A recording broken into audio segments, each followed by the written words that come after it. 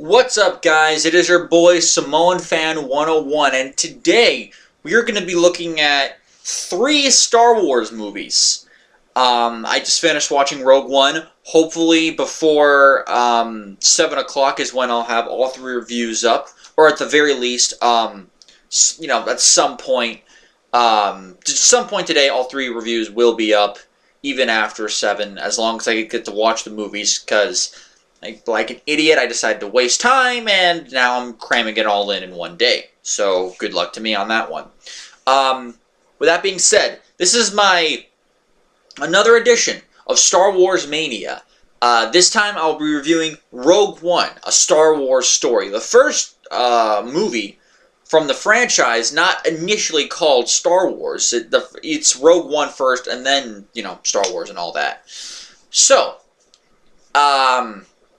this movie came out December of 2016. The first time in my life so far, I actually saw the movie 3 times in theaters, though seeing it that third time was kind of, not against my will, so to speak, but sort of, kind of a state of circumstances.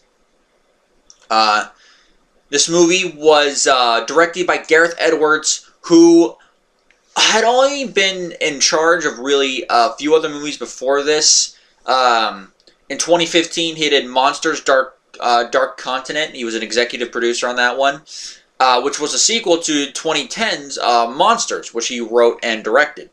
But most well known, he was known for directing Godzilla, 2014, which, that in itself had its own problems, and sadly, it has similar problems with Rogue One, but I'll get to that when I get to it. So Gareth Edwards is known for doing that. This movie was written by a pair of writers named Chris Weitz and Tony Gilroy, both of whom have, you could say, have relatively spotty records. As a writer, Chris Weitz is known for writing movies like Ants, About a Boy, which I heard was a very, very good movie. He wrote the Cinderella live-action remake, which is one of the few live-action remakes I actually kind of enjoy. And he also is known for directing a few movies, such as, like I said, About a Boy. He was uncredited, but he helped direct American Pie, and was, of course, executive producer on a lot of different films. However, this guy does have other spottiness to him. He wrote and directed The Golden Compass, which by all means was a complete failure, and he was the one, even though I guess he tried, he directed Twilight, the Twilight movie New Moon, and that movie was a complete piece of total fucking shit. So, Chris Weitz has a little bit of a spotty record himself. Tony Gilroy, less of a spotty record. He has been a writer going back to 1992. He wrote all the Bourne movies, a movie called Michael Clayton, which got a ton of awards, and a couple other ones. But he also wrote Armageddon, which was I believe that was a Michael Bay directed movie, and that movie is not known for the best reputation. So, although, to be fair, he wrote it with 3 other writers, J.J. Abrams, Jonathan Hensley, and Shane Salerno, so maybe give the pass on him. The storyboard of the group, the people who actually wrote the overall narrative of the story of this movie, was done by John Knoll and Gary Whitta. John Knoll is mostly known as a visual effects supervisor who is responsible for the effects of a ton of movies. Not just this movie. He did all 3 of the prequel Star Wars movies as a visual effects supervisor. The first 3 Pirates of the Caribbean movies. Harry Potter, Half-Blood Prince. Super 8, which was it was another J.J. Abrams movie. Avatar 2009, which of course went on to be one of the biggest movies of all time, financially at least. Hugo, Mission Impossible Ghost Protocol, Pacific Rim, several Star Trek movies such as The Voyage Home, The Next Generation, and as well as Generations, and Next Generation more so towards the TV show. But Generations, First Contact, the first Mission Impossible. This guy has done, and as well as other movies, this guy's done a lot of things. Problem is, this was the only movie he ever actually did a story on, as well as executive producer. He was always known as either a digital artist, a visual effects supervisor, or early in his career, he was the motion camera control operator. But at least he's got some kind of good record behind him. Very few misfires like Speed Racer, and again, and you could say one of the Star Trek movies, although he also did Hook and Hunt for Red October, which is good for him. Gary Whitta was the other story guy. His record is, let's face it, his record is pretty shit. For television and video games, he did all right. He wrote 4 episodes of Star Wars Rebels. Did some of the co-writing for the Walking Dead video games, which was Walking Dead the Game, 400 Days, and the final season, which just came out last year. But he also was a writer. He also was a writer and for the Book of Eli. Not exactly the greatest received movie, thanks to the ending. After Earth, which was complete shit. And he co-wrote the script with M. Night Shyamalan, so how much of that could be on him, I'm not sure, but still, he bears the blame. And, of course, Rogue One. So, to kind of give you the backstory on Rogue One there. With that being said, let's get to the actual plot. I described all the behind-the-scenes stuff to kind of show you guys exactly who's behind the scenes. Why I mentioned them was because of kind of the mixed reception of several of these writers and storyboard guys. And it kind of shows watching this movie. Let's get it out of the way real quick. What's the plot of this movie? Well, it's a few years, supposedly, so 15 years go by between the beginning of the movie and then the present time, which means in terms of the timeline, 4 years have gone by since the events of Episode 3. A research scientist named Galen Erso, yes, he is named after Galen Marek, also from Star Wars Force Unleashed. Clearly, people who made these movies were big fans of the Force Unleashed stuff. Starkiller Base, Galen Erso, clearly there's some love there. He and his family are hiding on a planet called Lamu, which is kind of basically like a farming planet, very, desolate, very remote. When Orson Krennic, director Orson Krennic, who in this movie is played by Ben Mendelsohn, who is fucking awesome in this movie, comes to wants Galen Erso to complete the Death Star, which of course was being built around this time. The actual, stuff to make the weapon operational, all that stuff. Galen's wife Lyra tries to stop them, but she's shot down. Their daughter Jyn Erso, who's 8 years old at this time, escapes from them, and due in hiding, is rescued by Saw Gerrera. Now, for those of you who watched all of Star Wars Clone Wars, you know who Saw Gerrera is. He was a former member of this one planet that the Jedi went to save. He's always harbored some kind of ill will towards, big name people. He's always been like a rebel ever since his sister died, and he was never afraid to take extreme action.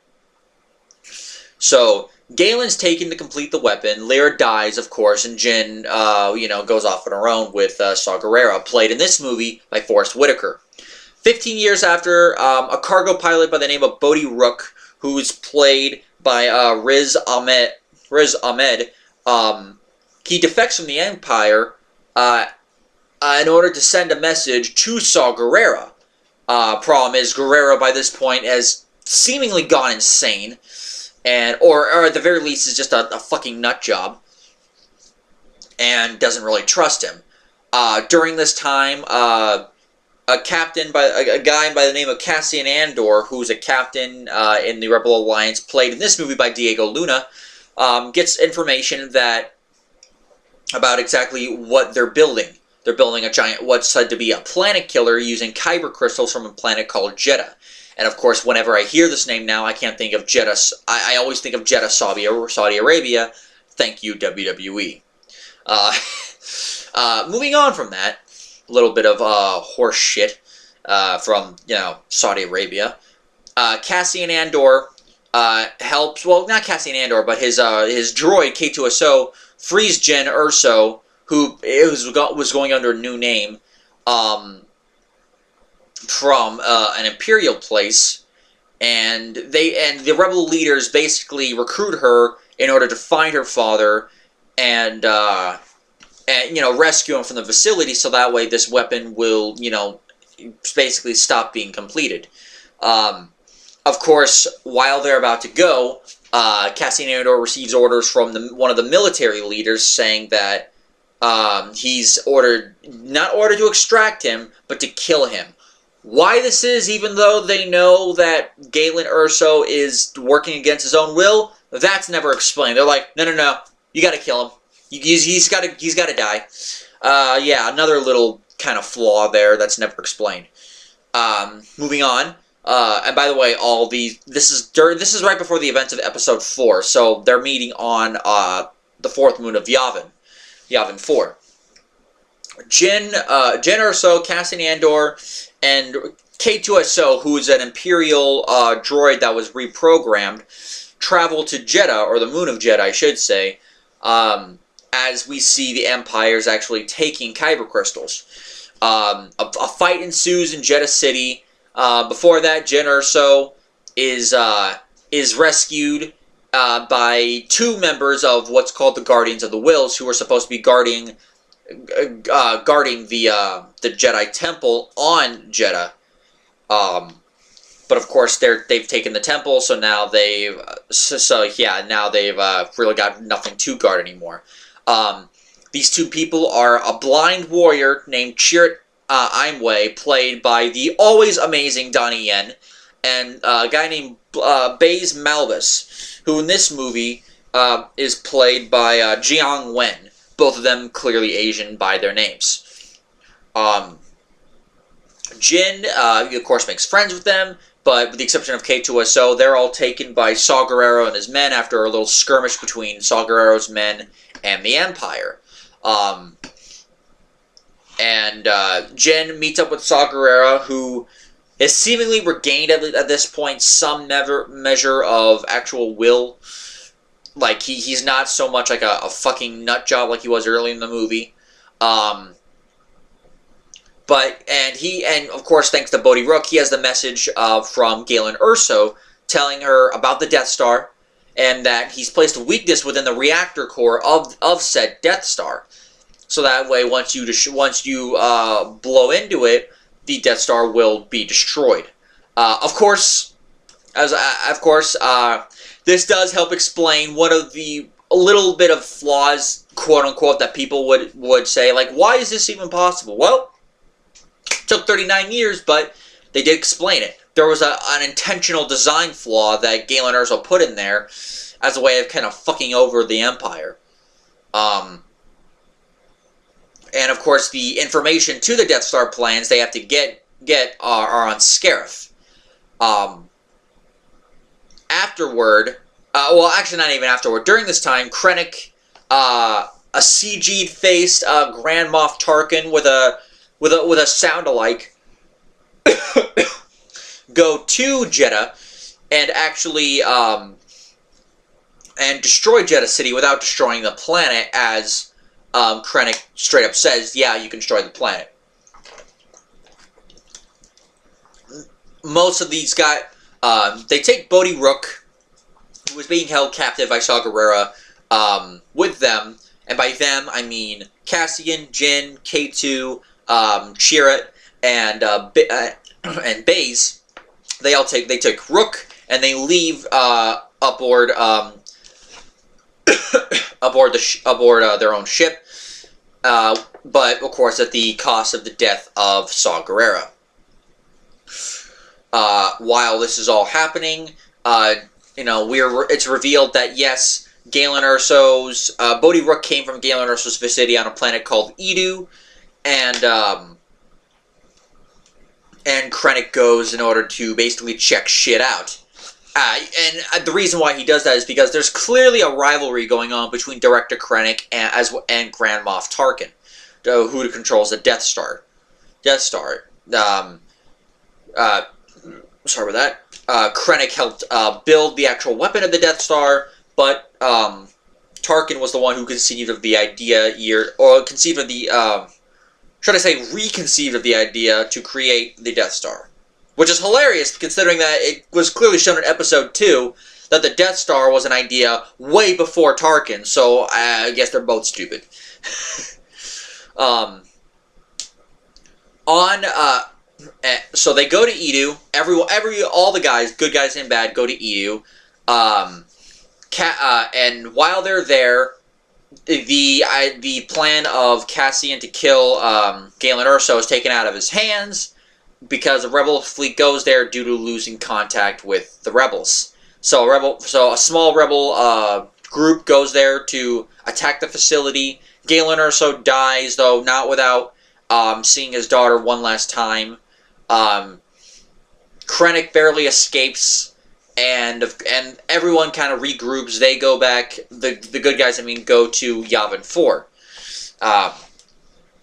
And after some back and forth between the Rebel Council, Jin and the others take a small group of people to make one little stand against the Empire on the planet Scarif, which is where the Rebel plans are held.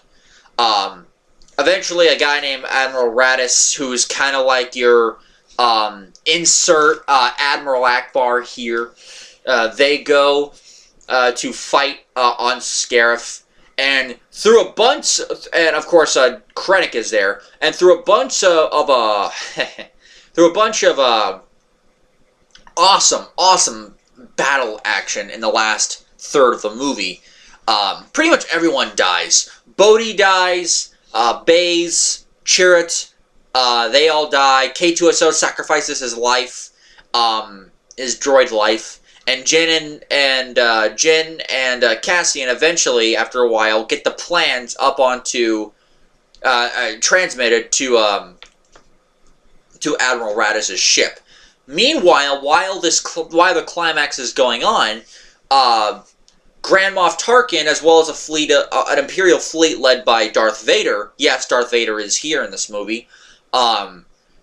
They go to Scarif and destroy the base, but not before the plans were sent up to Admiral Raddus's ship. Essentially, not only killing Director Krennic, who's on the planet, but also killing Jin and Cassian. And of course, the final few minutes of the movie is just fucking awesome with that awesome, fantastically shot Darth Vader scene in the hallway. The plans still go to the ship, which Princess Leia is on, and we see a few moments of Princess Leia, and after that, the ship escapes, pretty much leading us right into the events of Episode 4, ending the movie. Oh boy, how best to describe this movie? Well, I'll say this right now. This is by far the darkest of the movies. Maybe not. It probably doesn't have the darkest moment, as I think Episode 3 has that beat out with not even showing how he did it, but Anakin killing all the younglings. Killing children. My God. I don't think it's darker than slaughtering children.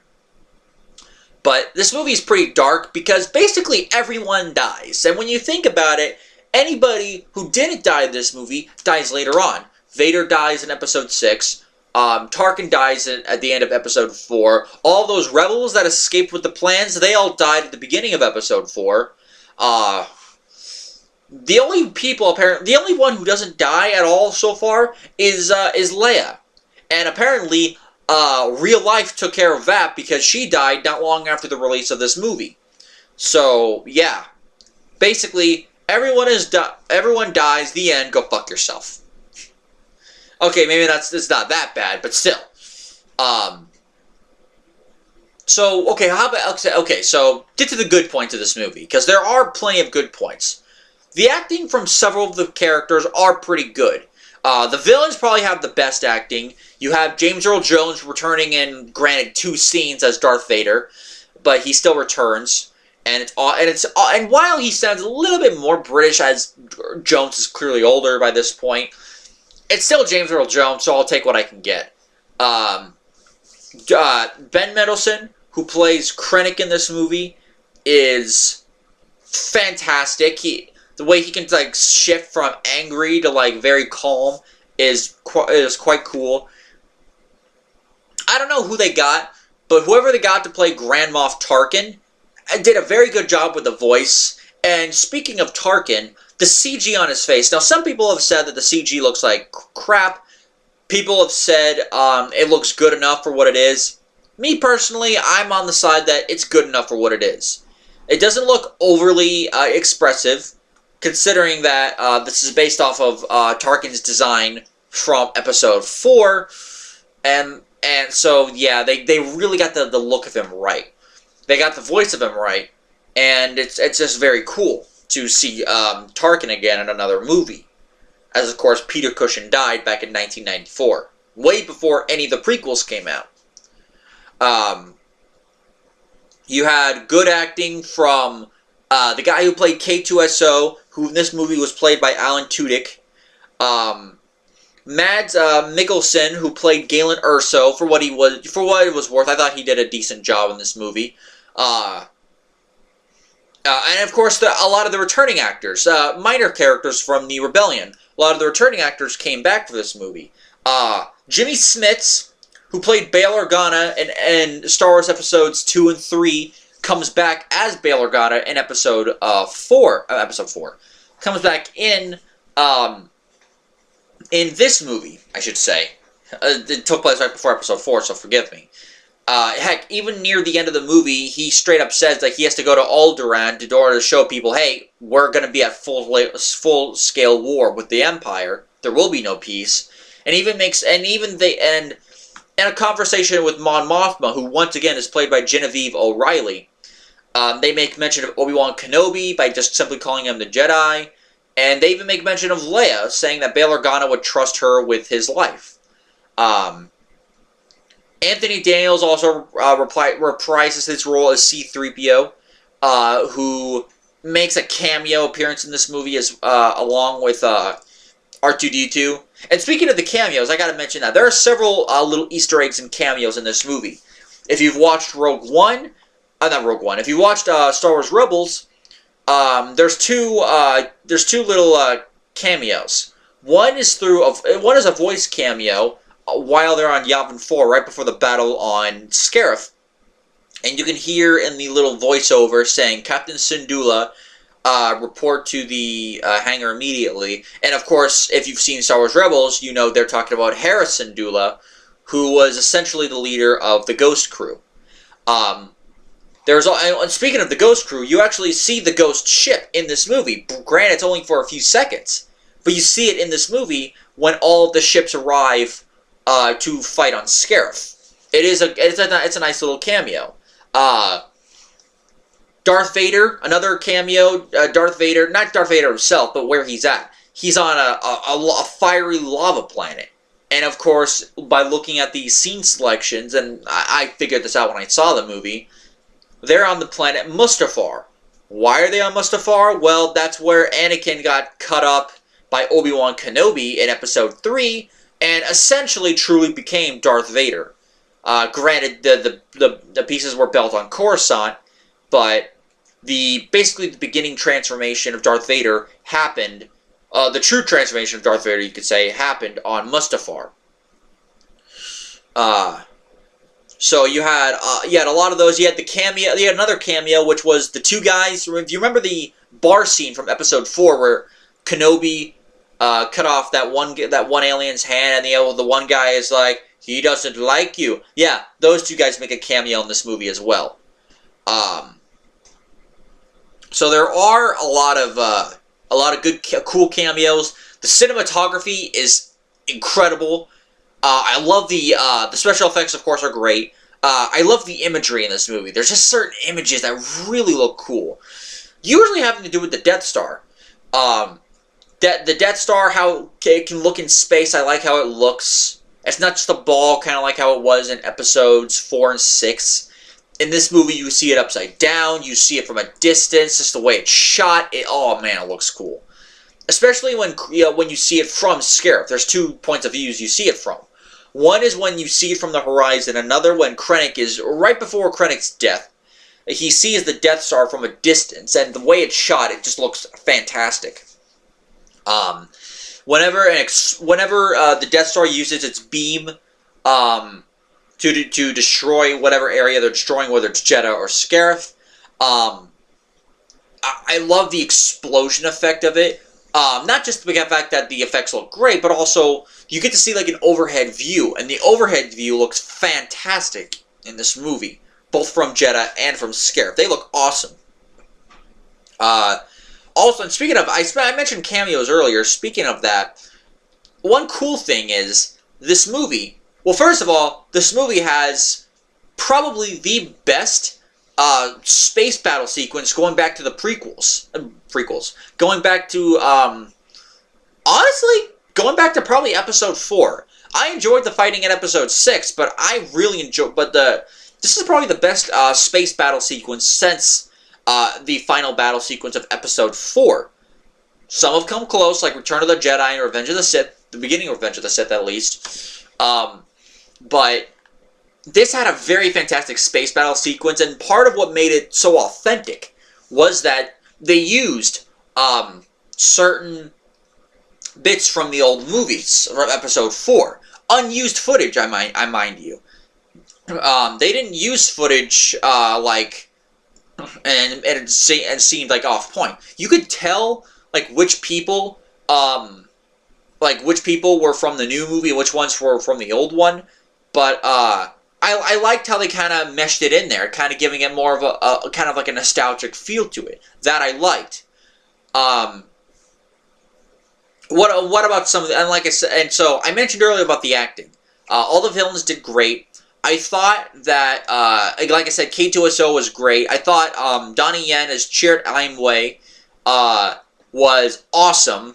Although most of that's probably a personal bias because he is Donnie Yen, and unless you are a fan of some of those kung fu movies that come out of China or are even made here in America, you're not exactly familiar with who Donnie Yen is. He, of course, is most well known for playing Ip Man in recent years. And that's essentially who he is in this movie. He's basically Ip Man with a slight comedic edge to him who can kick some serious ass. I say slight because he can be a little bit sarcastic at certain points. But very rarely. He's not exactly like a complete fool, like, say, Jar Jar Binks. So maybe just a line here or there, basically. Okay. I praised this movie a lot. The action sequences are fantastic, especially the last battle, which is hilarious because not a single lightsaber is used except for that hallway scene with Vader. Again, that's just a fucking awesome sequence. But I gotta get into the negatives. What are some of the negatives of this movie? Well, I said the acting from some of the people was pretty good.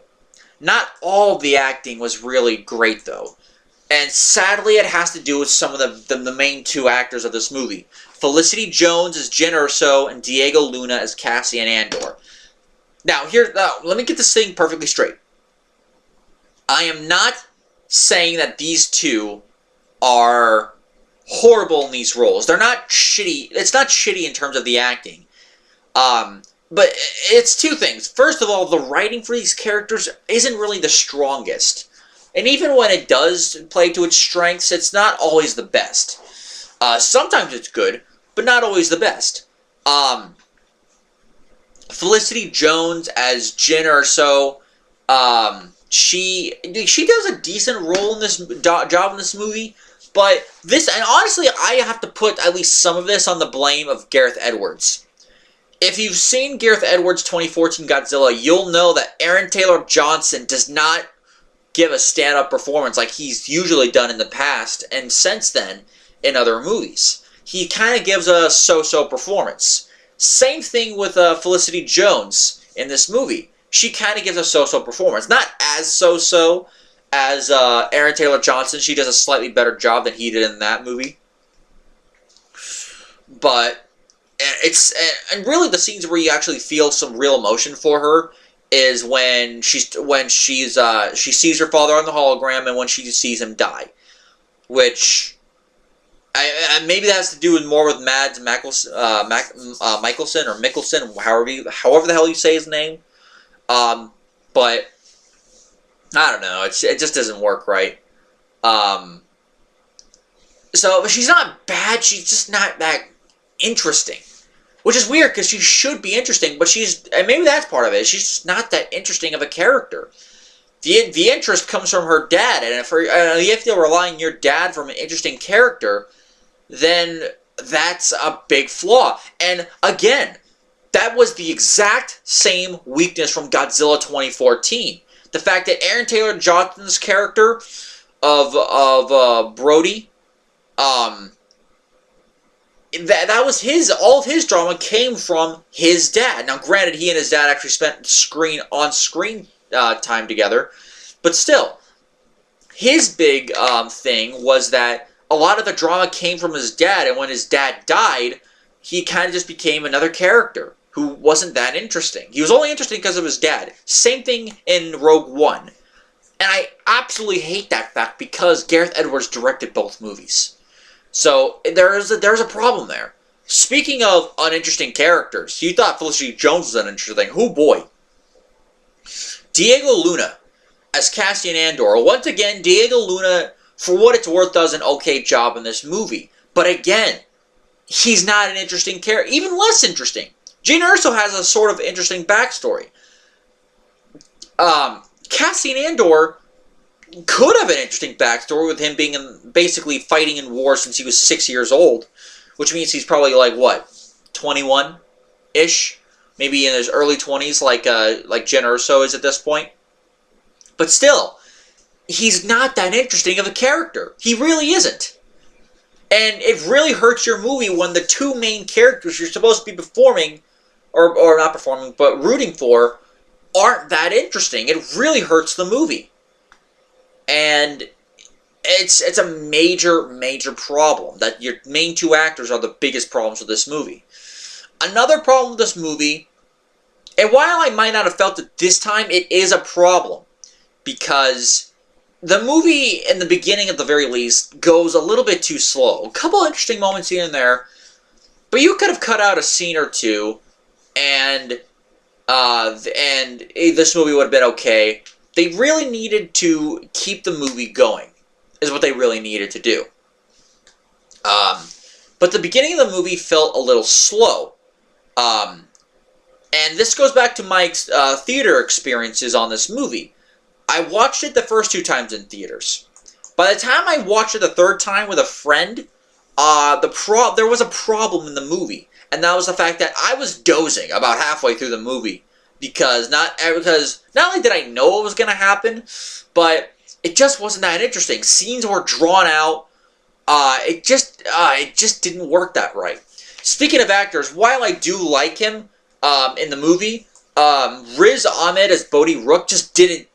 Again, another case of acting's not bad, but the character's not that interesting. Now, granted, Bodhi Rook has slightly more personality than both Jyn Erso and Cassian Andor. But again, it's another case of acted well, not that interesting. Same thing with Baze Malbus, and who should have more of a better backstory. He's a longtime friend of Chiradine Way. He was once a guardian of the Wills, and now he's more of a rebel who wields a gun. That's basically who he is in this movie. And wow, this is just, and again, Jiang Wen, good at the acting, not that interesting. A little bit more interesting than the other characters, considering he can play off of Chirrut, who is interesting at least to watch. He is, so, again, it's just another one of those cases. But but honestly, but if you thought those two were bad, on the level of the uninterestingness of Jyn Erso and Cassian Andor comes Forrest Whitaker as Saw Gerrera. Oh boy. And this has more to do with the actor himself than the character. Saw Gerrera, who was a veteran of the Clone Wars, and who is of course an enemy against the Empire, he is completely useless in this movie. You could have put any other person in this movie, but they chose Saw Gerrera because he was already an established character in a certain form of media. And again, this is another case of someone who should be interesting, but just isn't. Forrest Whitaker, and this really has to do with more Forrest Whitaker. Forrest Whitaker was a waste in this movie. Forrest Whitaker did nothing. He was over the top, and he dies somewhat of an unceremonious death.